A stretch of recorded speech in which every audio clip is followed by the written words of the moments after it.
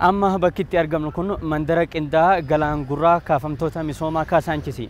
Bakka kanatti akkuma isin argitanii hawaasni tajaajiloota kanaan dura bakka jirutti argachaatiin turre bakka kanatti mandara qindaa kana keessatti haala misoomaa fi warra kaafamaniif mijeeffamanii bifa kanaan tajaajilamaati kan jirani. Mandarri qindaan galaan gurraa tajaajiloo hawaasaa fi barbaachisu bifa fooyyee ta'een hawaasni iddoo duraan ture irraatii qubatu haala sancaaluun kan asitti qophaa'ee jiru. Eemni Pilaasis haala kana mil'ateetiin isin biraan ga'uudhaaf bakka kanatti argameeti jira. Jiraattonni naannoo kanaa maal jedhu kan jiru iyyafatee jira. Jiraattonni mandara qindaa galaan gurraa rakkoo dhiphina iddoo fi manneen dulloomoo jireenyaa fi mijanne keessaa baasuudhaan mootummaan haala jireenyaa mijataadhaa fi manneen qulqullina gaariidhaan ijaaraman akkasii keessa akka jiraataniif hiree kenneefitti gammachuun olaanaan kan itti dhagahame ta'uu Eemni Pilaasitti himanii jiru.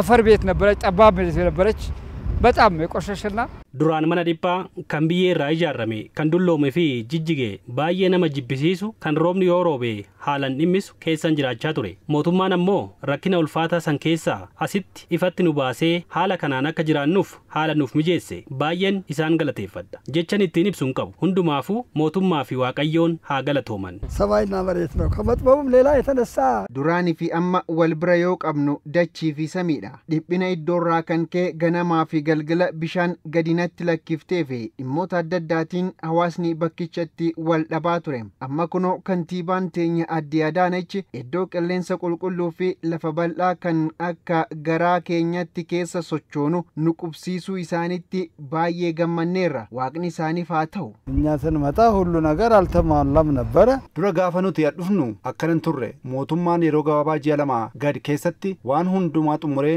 haala mijataa amma argitan kana nuuf mijeesse. Amma taaksiin ni dhufa. Atoobisiin magaalaas as dhufee nama geejjiba. Kun jabaateetti fufuu qaba. Jiraattonni hedduu gammadoodha. Amma immoo milluu alaatiin booda kanneen kaafamtoota misoomaa Kaasaanchis keessaa tokko ta'an mana warra tokko maatii tokko biratti argamneeti jirra.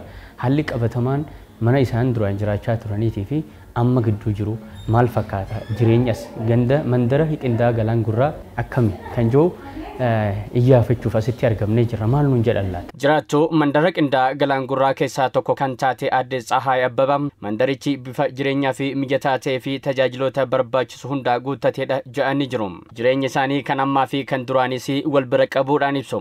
እኔ ከካሳንቺስ የመጣሁት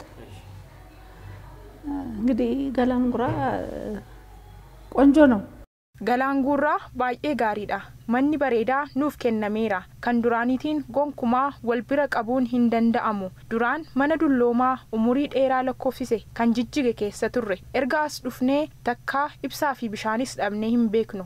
Ijoolleen keenyas mana barnootaa gaariitti barachaa jiru. Isa malees achitti nuuf nyaatanii quufanii yaaddoo tokko malee barnoota isaanii baratanii galu. Umurii koo keessatti kana arguu kiyyatti hedduun gammada. Jiraattonni kunneen mandarichi tajaajiloota adda addaa jireenyaaf barbaachisan hedduu kan of keessaa qabu ta'uudhaaf haala mijataa bulchiinsa magaalaa Finfinnee uumee fi dhiyeenyatti deeggarsa kallattii maraan taasisaa fi jiru dinqisiifachuudhaan tajaajiloonni akka baankii faan guutamuu fi akka qabus gaafatanii jiru.